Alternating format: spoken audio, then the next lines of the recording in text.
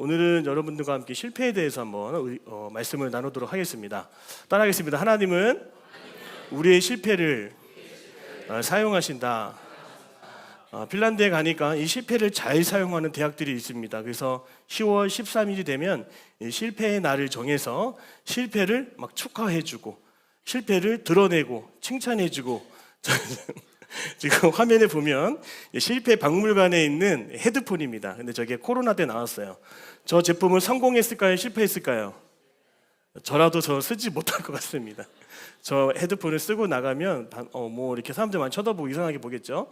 저 제품이 나오자마자 이 다이슨에서 만든 공기청정 기능이 있는 코로나 때 나온 헤드셋인데 아무도 쓰지 않았습니다. 정확하게 이제 실패라고 말할 수가 있습니다.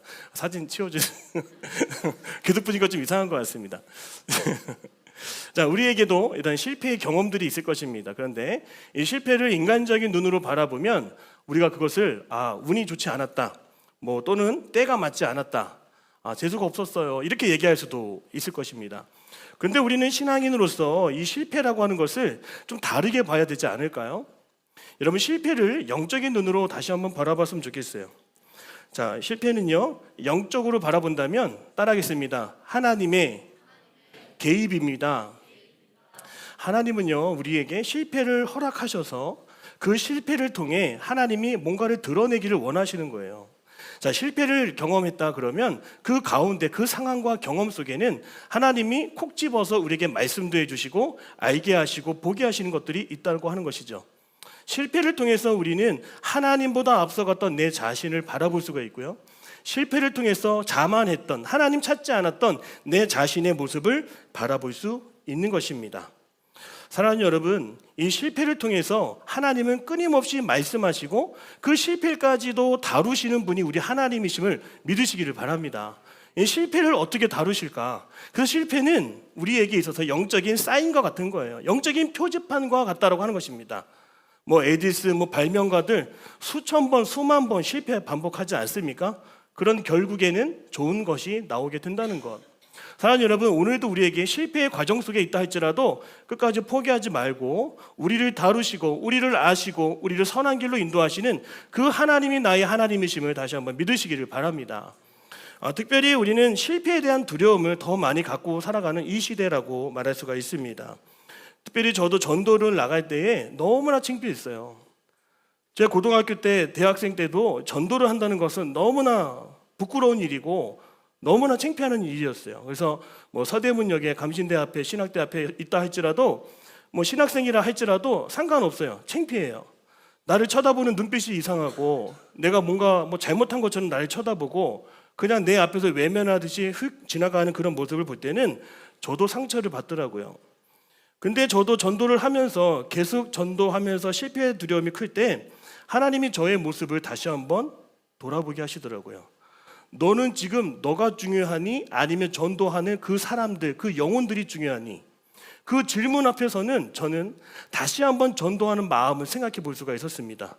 설령 실패하고 설령 정말 거절을 당할지라도 내 자신이 어떻게 보이는가 보다도 그 영혼을 향한 그 마음이 저에게는 부족했다라고 하는 것이죠. 그런 것 같습니다, 여러분. 우리가 실패를 몸소리치듯이 무서워하고 두려워하고 걱정하는 친구들은 어쩌면 그 실패를 맞이할 만한 내면, 내 자아가 아직 준비되지 않았기 때문이라 저는 그렇게 생각을 합니다. 그래서 우리가 실패를 해도 두렵지 않을 우리 자아를 만들어가는 거 참 중요한데, 그 자아는 내 노력으로, 내 담대함으로, 용기로 만들어가는 것이 아닙니다. 내 안에서 일하시고 함께 하시는 그 주님이 내 안에 계실 때에 그 거절을 당해도, 내가 손해를 봐도, 내가 모욕을 당해도, 수치를 당해도 우리는 부끄러워하지 않아요. 우리는 그것을 실패라고 말하지 않습니다. 사랑하는 여러분, 진정한 실패 속에서 내 모습은 무엇이었는지, 내 진정한 내 바라고 하는 것은 무엇이었는지를 돌아봐야 한다는 것이죠. 마케팅 전문가 어떤 작가가 나와서 인터뷰 대담을 하는 걸 제가 봤습니다.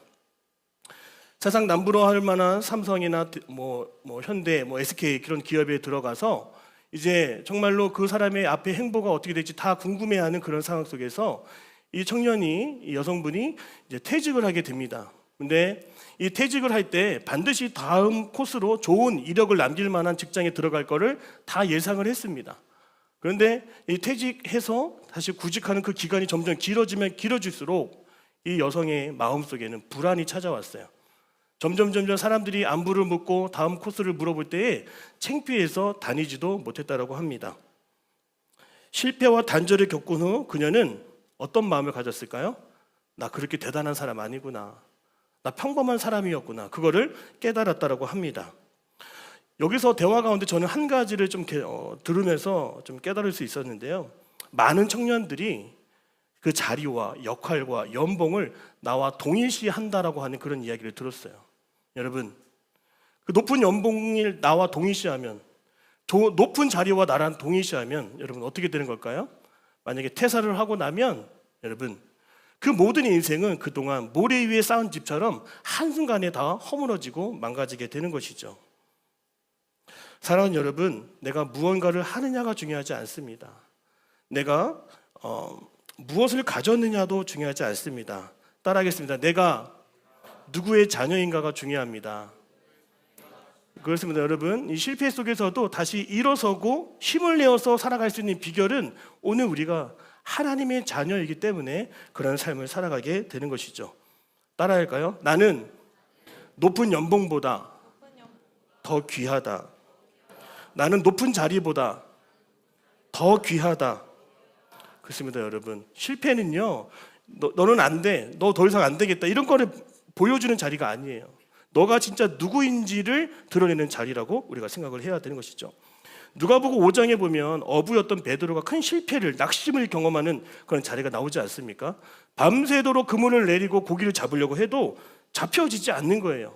그때 예수님께서 그 베드로의 배에 올라타셔서 저 깊은 곳에 가서 그물을 내리라고 말씀하실 때 한 번도 경험해보지 못한 그 실패자의 인생에 수많은 고기들이 걸려 넘어오는 것을 보게 됩니다.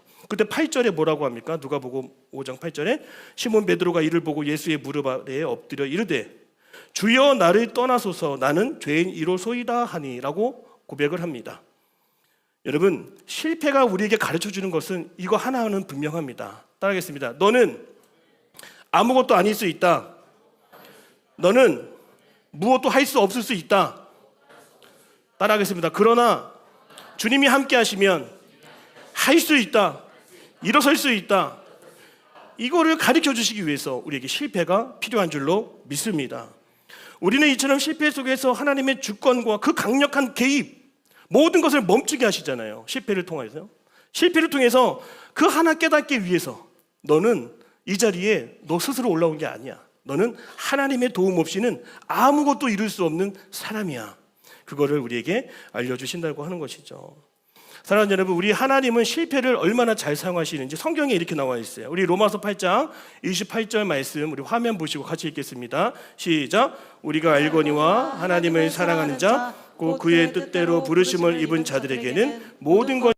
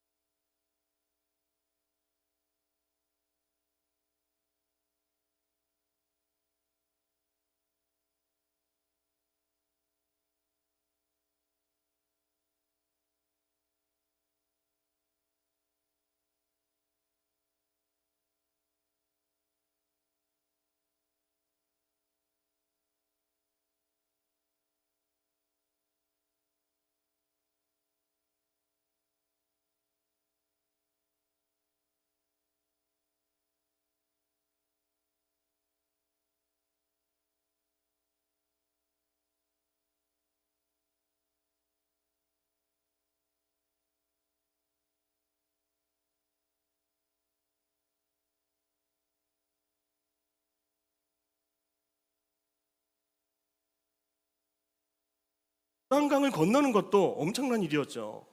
여리고성이 무너지는 것도 정말 백성들은 손 하나 까딱 안 하고 나팔 불고 외칠 때 외치고 돌 때 돌고, 여러분 그것으로 여리고성이 함락됐잖아요. 그렇죠? 그리고 요단강을 건널 때에도 날씨 봐가면서 수위를 조절해가면서 걷는 것이 아닙니다. 그렇죠? 그 모든 것에 있어서는 하나님과 함께 하심으로 언제나 승리의 연속이었어요. 그러니까 이 이스라엘 백성들의 마음속에는 야, 우리 이러다가는 더 큰 일도 해내겠는데, 야, 우리 정말 엄청난 이 나라를 세우겠는데 라고 하는 그런 마음들이 있었겠죠. 그런데 오늘 본문의 말씀을 여러분 1절에서 26절까지 긴 내용이지만 한번 살펴보면 오늘 본문의 말씀은 아이성의 실패를 다루고 있습니다. 아이성은 뭐냐면 여리고성은 마차 2대가 한 번에 지나갈 정도로 큰 둘레를 가지고 있는 큰 성이었어요. 그러나 사진 반대쪽을 보면은 아이라고 하는 것이 돌 무더기와 같은, 무더기로 쌓아놓은 언덕과 같은 작은 성이거든요. 그러니까 이스라엘 백성들의 마음속에는 야, 저 작은 성 하나쯤이면 우리 다 갈 필요 없을 것 같은데, 야, 저 성 하나는 우리 한 3,000명? 우리 그 정도면 될 것 같은데, 야, 우리 이번에 다 나가지 말고 한 3,000명만 돌격해서 저 성을 점령해버리자, 이런 계획을 세워버리는 거예요. 그런데 여러분, 결과가 어떻게 됐을까요? 여리고성을 돌 때에는 어떤 피해가 없었습니다. 누구도 다치지 않았어요. 죽지도 않았습니다. 그런데 아이성을 정복하는 그 과정 속에서는 무려 36명이나 죽게 된다고 하는 것입니다. 한 명도 죽지 않았던 요단강, 한 명도 다치지 않았던 여리고성, 그 함락할 때는 아무 손실이 없었어요. 그러나 아이성을 점령할 때만큼은 패배를 당하고 쫓기는 신세가 된다라고 하는 것입니다. 여러분, 오늘 이 본문의 말씀 속에도 하나님이 오늘 저와 여러분에게 들춰내기를 원하고 꺼내보기를 원하고 알려주시기를 원하는 그 모습이 있다고 하는 것입니다. 여러분, 이때쯤이면 말도 안 되는 승리를 연속으로 거뒀던 이스라엘 백성들의 마음속에 뭐가 자라고 있었을까요? 바로 교만이라고 하는 것이 있었겠죠. 자만심이라고 하는 것이 있겠죠. 하나님 상관없이 우리끼리도 한번 해볼 수 있겠다라고 하는 그런 계획들이 세워져 있었겠죠. 하나님은 그 부분을 짚어내고 꺼내기 원하셔서 그들에게 실패를 허락하게 된다는 것입니다. 근데 여러분, 오늘 이 실패가 그냥 이 실패로 끝나서는 안 되는 겁니다. 이 성경의 말씀은 그냥 실패의 원인을 찾으라고 우리가 읽은 것이 아닙니다. 우리 실패 속에 담겨 있는 하나님의 영적인 또 교훈과 은혜가 뭔지를 우리가 찾아봐야 될 줄로 믿습니다. 오늘 근데 여러분 본문을 읽다 보면 가장 먼저 나온 게 뭘까요? 따라하겠습니다. 아간. 이 아간이라고 하는 사람을 먼저 등장시킵니다. 그것은 뭐냐면 이 아이성에서 참패를 겪은 그 이유와 원인은 바로 아간이라고 하는 사람 때문이다라고 분명히 못 박아 두는 것입니다.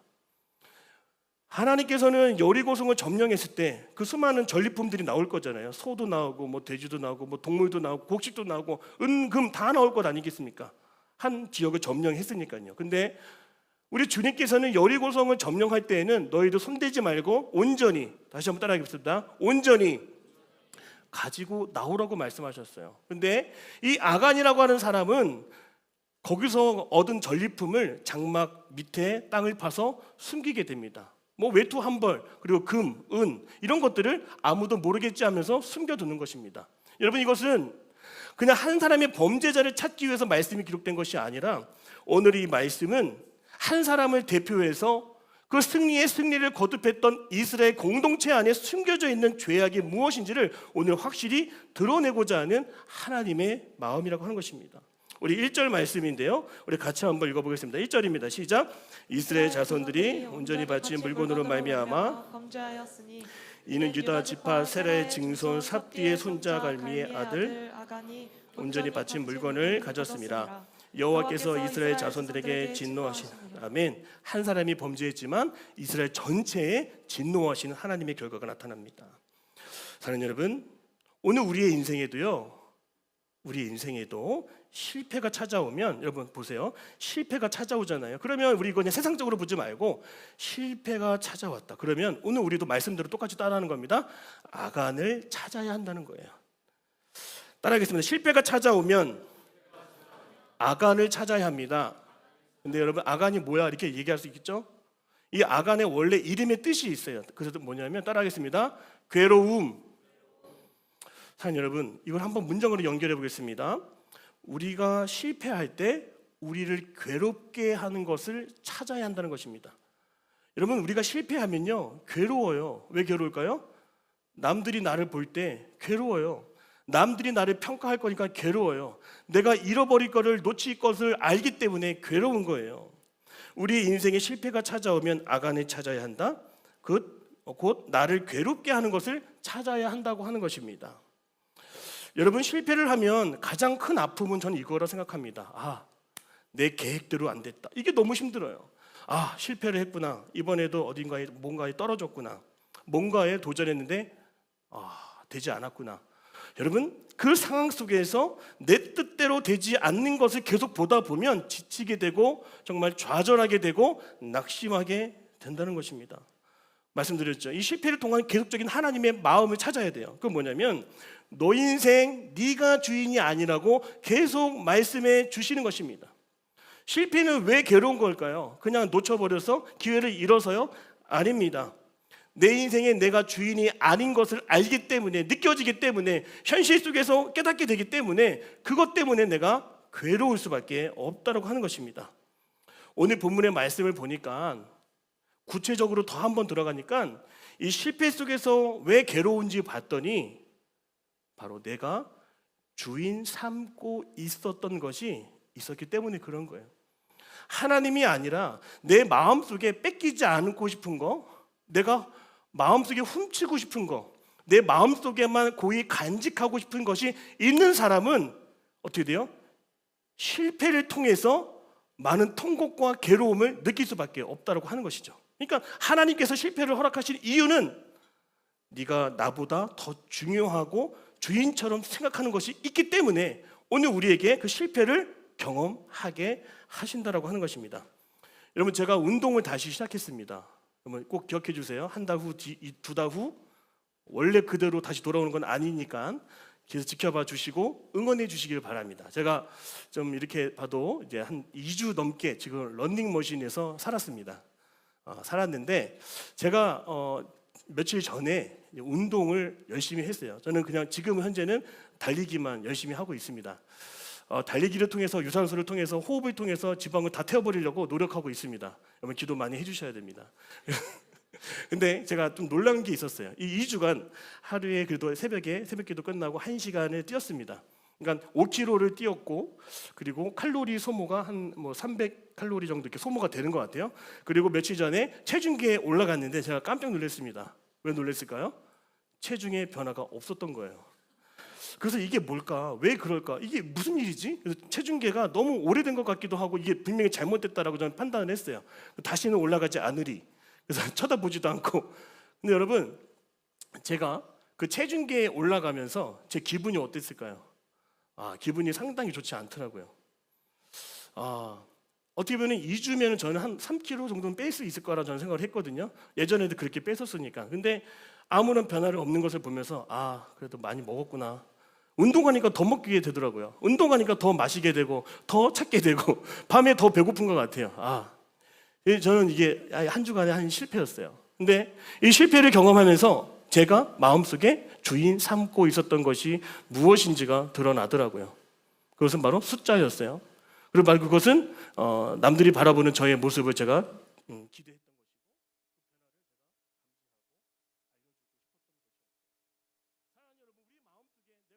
그 결과를 내가 섬기는 그런 시간들이 있을 거예요. 내가 원하는 목표를 내가 주님보다도 더 섬기고 더 간절히 원하고 바라는 그런 마음들이 왜 저만 있을까요? 여러분들도 그런 마음들이 있을 것입니다. 여러분, 실패는 내가 주인 삼고 있는 것을 드러내주는 하나의 장치라고 우리가 볼 수 있는 것이죠. 그래서 오늘 본문의 말씀을 보면 이 아간이라는 사람이 그 어떤 이스라엘 전체의 실패 속에서 그가 주인 삼고 있었던 것이 무엇인지가 드러나는데요. 오늘 본문의 말씀 20절에서 23절의 말씀 같이 한번 읽어볼까요? 20절에서 23절입니다. 같이 읽겠습니다. 시작. 아간이 여호수아에게 대답하여 이르되 이스라엘 하나님 여호와께 범죄하여 이러이러하게 행하였나이다. 내가 노력한 물건 중에 시나이 산의 아름다운 외투 한 벌과 은 200세겔과 그 무게가 50세겔 되는 금덩이 하나를 보고 탐내어 가졌나이다. 보소서, 이제 그 물건들을 내 장막 가운데 땅속에 감추었는데 은은 그 밑에 있나이다 하더라. 이에 여호수아가 사자들을 보내매 그의 장막에 달려가 본즉 물건이 그의 장막 안에 감춰져 있는 은은 그 밑에 있는지라. 그들이 그것을 장막 가운데서 취하여 이스라엘 모든 자손에게 가지고 오매 그들이 그것을 여호와 앞에 아멘. 우리 그림 한번 보여주시겠어요? 많은 사람들 앞에서, 공동체 앞에서 이 아간이 자신이 훔쳤던 옷 외투와 은금을 내어놓고 공개적으로 이제 지목을 당하고 정죄를 당하게 됩니다. 자, 사랑하는 여러분, 우리 하나님 아까 뭐라고 말씀하셨죠? 온전히 드리라고 말씀하셨습니다. 근데 우리가 예배를 지금 온전히 드리고 있는 것도 마찬가지예요.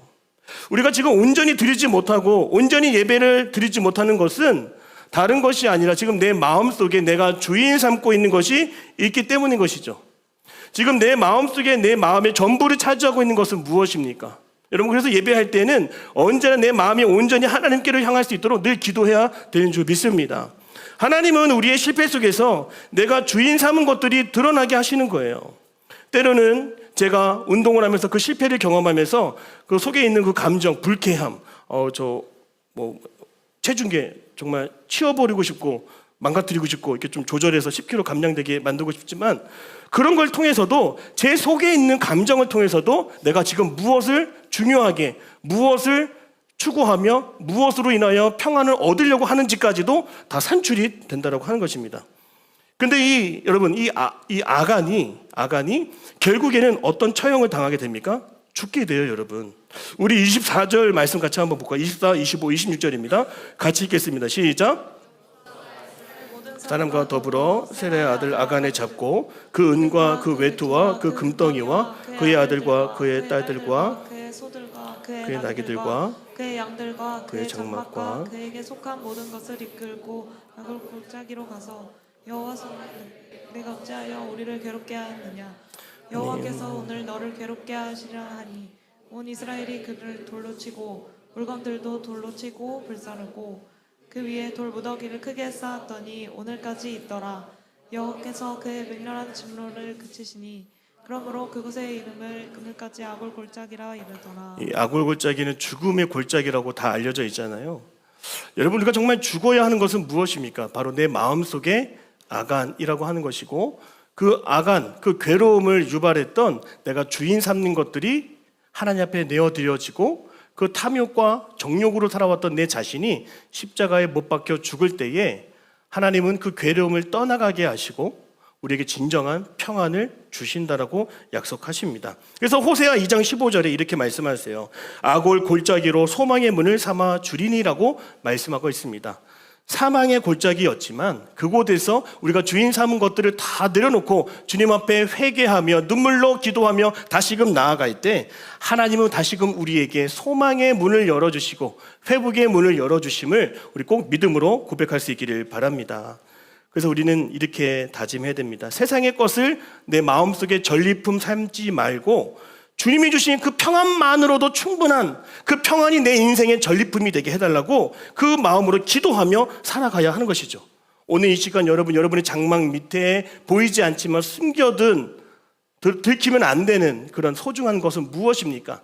오늘 그 한 가지를 하나님 앞에 내어드리고 고백하고 우리의 죄를 주님 앞에 시인할 때 진정한 평안이 우리에게 찾아오게 될 줄로 믿습니다. 끝까지 내 마음속에 괴로움으로 예배드리는 우리 청년들이 되지 않았으면 좋겠어요. 오늘 이 시간 한 주에 한 번 주일 예배 나와서는 내 괴로움이 주님 앞에 다 떠나갈 수 있도록 우리가 회개의 눈물로 기도하고 주님 앞에 정결한 마음으로 다시금 나아가게 될 줄로 믿습니다. 짧지만 다 한 가지 더 있습니다. 그래서 내가 주인 삼은 것 가운데 나를 괴롭게 하는 것이 무엇이었냐면 두 번째는 따라하겠습니다. 자기 확신. 자기 확신이 뭘까요? 이거 맞아. 이걸 이렇게 해야 돼. 이 방법밖에 없어. 라고 주장하는 겁니다. 우리 2절과 3절, 4절, 5절까지 다시 한번 보겠습니다. 같이 읽겠습니다. 시작. 여호수아가 사람을 베델 동쪽 베다웬 곁에 있는 아이로 보내며 그들에게 말하여 이르되 올라가서 그 땅을 정탐하라 하매 그 사람들이 올라가서 아이를 정탐하고 여호수아에게로 돌아와 그에게 이르되 백성을 다 올라가게 하지 말고 2-3천 명만 올라가서 아이를 치게 하소서. 그들은 소수이니 모든 백성을 그리로 보내어 수고롭게 하지 마소서 하므로 백성 중 3천 명쯤 그리로 올라갔다가 아이 사람에게서 도망하니 아이 사람이 그들을 36명쯤 쳐 죽이고 성문 앞에서부터 스바림까지 쫓아가 내려가는 비탈에서 쳤으므로 백성의 마음이 녹아 된지라. 자, 여러분 이게 근데 오늘 우리가 이 본문을 읽었잖아요. 6장과 같이 그냥 연결해서 읽어버리면 어떤 분위기가 나오냐면 승리 후 이후에 이 망한 모습이 지금 등장하고 있는 거거든요. 사랑하는 여러분, 우리가 은혜를 받은 이후에, 우리가 성과를 올린 그 이후에, 우리가 여러분 좋은 결과를 얻은 이후에도 우리는 실패할 수 있다라고 하는 것을 지금 연속으로 보여주는 건데요. 왜 실패했을까요? 여러분 보세요. 요단강 여리고성을 돌 때 공통점이 있었습니다. 바로 그것은 맨 앞에 언약궤 말씀이 먼저 따라갔다라고 하는 것이죠.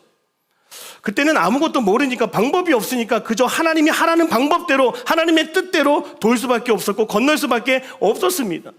근데 아이성을 점령할 때에는 그 어떤 언약궤, 어떤 말씀이 이스라엘 백성들 앞에서 보여지지 않는다라고 하는 것입니다. 사랑하는 여러분, 우리가 중요한 건 바로 큰 은혜를 받았다라고 할지라도 그 다음 날 우리는 엎어질 수 있어요. 우리는 큰 부흥회를 경험하고 성령의 충만한 삶을 살아간다 할지라도 우리는 어이없게 쓰러질 수 있고 유혹에 쓸려갈 수 있는 것이 우리의 연약함이에요. 그래서 여러분, 이 본문의 말씀이 그 실패 속에서 우리에게 주는 교훈은 무엇일까요? 바로 네가 주인 삼고 있는 그 너의 확신을 앞세우지 말고, 너의 계획을 앞세우지 말고, 너의 계획과 기준을 앞세우지 말고, 사랑하는 여러분 따라할 수 있게 바랍니다. 하나님의 말씀을 세워가야 합니다. 우리가 하루라도 말씀의 은혜 없이는, 하루라도 말씀의 줄을 잡지 않고는 저도 넘어가고 쓰러지고 여러분도 넘어가고 교회가 넘어갈 수 있다라고 하는 것이죠. 그래서 사랑하는 여러분, 언제나 데이터가 많아야 돼, 정보가 많아야 돼, 지식이 많아야 돼, 똑똑해야 돼, 이런 것이 중요한 게 아니에요. 여러분, 영적인 세계에서는 우리를 길을 인도하는 것, 우리의 앞날을 보여주는 것은 바로 하나님의 말씀밖에 없다라고 하는 것을 우리가 꼭 알아야 하는 것이죠. 오늘 이 청년들의 삶 속에 너무나 똑똑한 것이 좋은 것일 수도 있지만 너무 치명적인 우리 신앙생활의 무기가 될 수도 있다라고 하는 것을 많이 느낍니다. 교회를 평가하고 목사님을 평가하고 말씀의 깊이와 말씀의 수준과 말씀의 내용을 평가하는 지금 시대, AI를 통해서도 얼마든지 말씀을 분석하고 누군가에게도 그 말씀들이 나눠질 수 있는 시대를 우리가 지금 살아가고 있지 않습니까? 사랑하는 여러분, 그러나 오늘 우리에게는 정말 나에게 허락해 주시는 그 한 줄의 말씀, 한 단어의 말씀이 오늘 나를 살아가게 한다는 것을 꼭 잊지 않기를 바랍니다. 여러분이 주인 삼을 것은 세상의 물질도 아니었어요. 여러분의 생각도 아니었습니다. 그 똑똑한 생각이 아니었더라고요. 넘어간다고요. 넘어졌더라고요. 바로 하나님의 말씀만이 여러분을 지키고 여러분을 살리는 줄 믿으시기를 바랍니다. 저는요, 중3 때 아주 도끼가 있었어요. 그래서 그 반배치 고사라고 있었거든요. 그러니까 이제 고등학교를 갈 때도 그런 시험을 보고 막 준비를 했는데, 선생님이 지금 방학 때 문제집을 풀어서 가져오면 상을 주고 이렇게 해준다고 그랬어요. 그래서 제가 몇 권 푼 줄 아세요? 문제집 이렇게 넘기는 거 10개를 풀었어요. 그래서 제가 이런 거 잘하면 당연히 좋은 고등학교도 가고 좋은 학교 가야 되잖아요. 근데 저 공부한 만큼 결과 안 나왔어요. 저 문제집 값만 다 날렸어요. 공부하는 분위기만 낸 것 같아. 그래서 제가 항상 머릿속에 있는 건 뭐냐면, 중3 시절이 제 기본값이에요. 뭐냐면, 너 노력해도 안 됐잖아. 너 네 의지만 가지고 했어도 안 됐잖아. 그게 저한테는 그 뼛속 깊이 박혀있는 제 기본값이에요. 저는 근데 그게 감사해요. 그때는 말씀 듣지도 않았어요. 그때는 교회 가서 기도하지도 않았어요. 그냥 문제지 한 권 풀고 2권 풀고 3권 풀고 10권 풀면은 그 반에서 막 칭송받고 자랑하고 드러내고, 근데 결과가 안 나온 거, 하나도 안 나온 거예요. 그냥 그런 기분만 냈던 것 같습니다. 사랑하는 여러분, 내가 계획하고 내가 관리하고 내가 책임지고 내가 결과를 다 만들 수 있을까요? 그렇지 않습니다. 하나님의 도우심을 구하지 않고 하나님의 말씀을 듣지 않고는 우리 끝까지 갈 수 없다고 하는 것을 알 수 있기 원합니다. 따라합니다. 신앙은 매일매일 은혜로 살아가야 합니다. 찬양을 들어서 은혜를 받든, 기도를 하면서 하나님이 주시는 은혜로 충만한 마음과 은혜를 경험하든, 말씀을 들어서 그 말씀이 나에게 레마의 말씀으로 꽂혀서 하루를 그냥 살아갈 수 있고 심차게 살아갈 수 있는 그런 말씀을 구하든, 여러분, 은혜 없이는 하루도 살아갈 수 없다라고 하는 것입니다. 어떤 요양보호사가 많은 사람들이 어떻게 그 굳은 일을 합니까? 어떻게 냄새나고 지저분한데 어떻게 그 일 다 해요? 이렇게 얘기를 하는 거예요. 근데 그 요양보호사 어떤 분이 이런 얘기를 솔직하게 얘기했어요. 근데 저 그렇지 않아요. 제 앞에 노숙자 지나가면 언젠가 저 스스로 혐오의 눈빛으로 바라보는 저의 자신을 보았어요. 이렇게 얘기를 하는 것입니다. 우리가 환경이, 좋은 자리가 우리 자신을 만들어주지 못해요. 좋은 자리가, 좋은 역할이 우리를 지키지 못한다라고요. 목사라고 하는 직분이, 그 자리가, 이 설교하는 자리가 저를 지키지 못해요, 여러분. 사랑하는 여러분, 우리를 지키는 것은 따라합니다. 하나님의 말씀입니다. 환경이, 그 자리가 우리의 내면의 거룩함을 만들지도 못하고 우리를 지키지 못하는 거예요. 오직 말씀만 있는 줄로 믿습니다. 그래서 따라합니다. 나는 매일 말씀 앞에서 주님은 나의 주님이십니다라고 고백하겠습니다. 여러분, 주인의 말씀을 들어야 사는 줄 믿습니다.